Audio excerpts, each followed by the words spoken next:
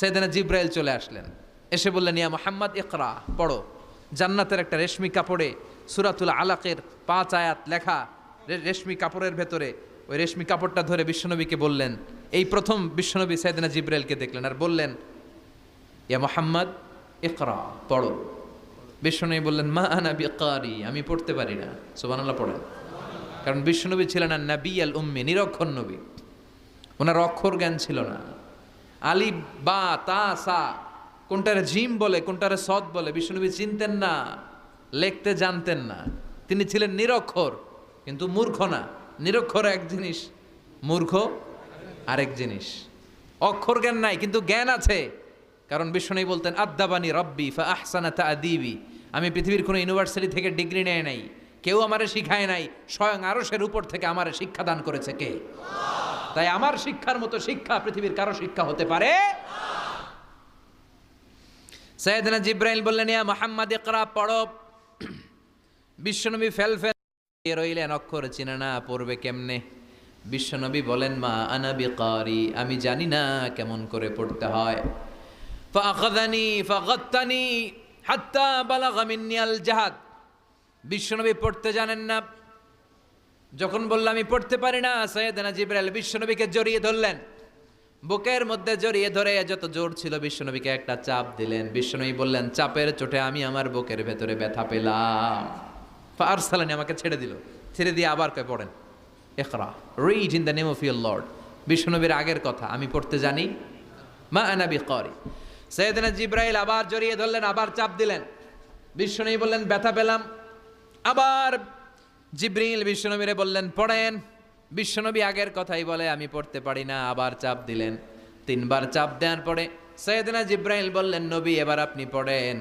বিশ্বনবী এবার পড়তে আরম্ভ করলেন, ইকরা বিসমি রাব্বিকাল্লাযী খালাক খালাকাল ইনসানা মিন আলাক ইকরা ওয়া রাব্বুকাল আকরাম আল্লাযী আল্লামা বিল কলম আল্লামাল ইনসানা মা লাম ইয়ালাম। পড়েন, আল্লাহু আকবার।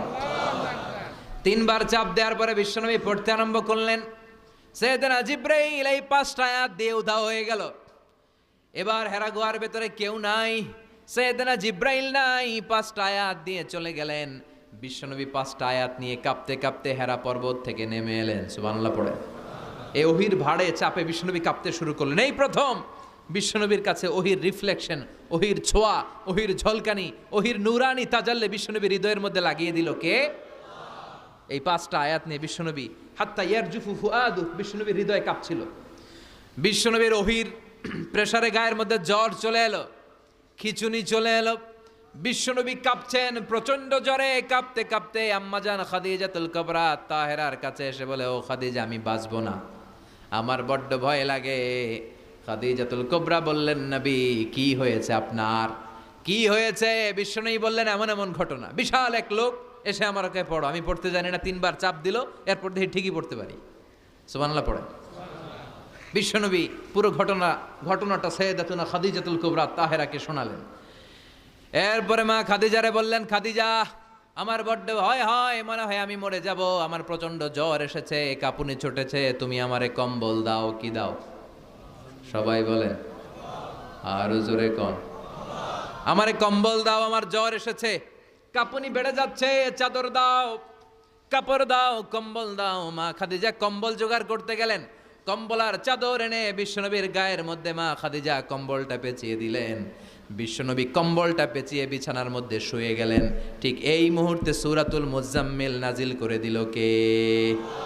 বিশ্বনবী কম্বল গায়ে দিয়ে শুয়ে আছে, আল্লাহ বিশ্বনবীরে ডাক দিলেন, ইয়া আইয়ুহাল মুজাম্মিলু কুমিল লাইলা ইল্লা কালিলা। সুবহানাল্লাহ। আল্লাহ কি সোহাগ ভরা আদর মাখা ডাক দিলেন, ইয়া আইয়ুহাল মুজাম্মিল। এর মানে হলো, হে কম্বলওয়ালা।